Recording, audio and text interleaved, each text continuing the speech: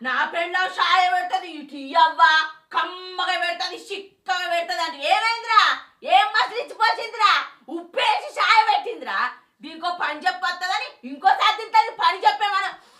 నిన్ను చంపాలరా ఎదుగుతున్నదా మానేసి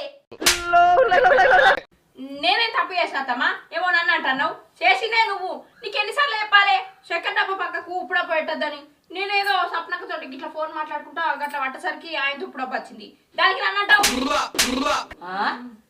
నీయేం హుషారు మాటలే ఏం ఇక వద్ద పడుకుంటా మాట్లాడతాను చేసిందే రేవుగా కోపాని ఇంకేదో ఇక వద్ద పడుకుంటా మాట్లాడతానవేందే నోర్మి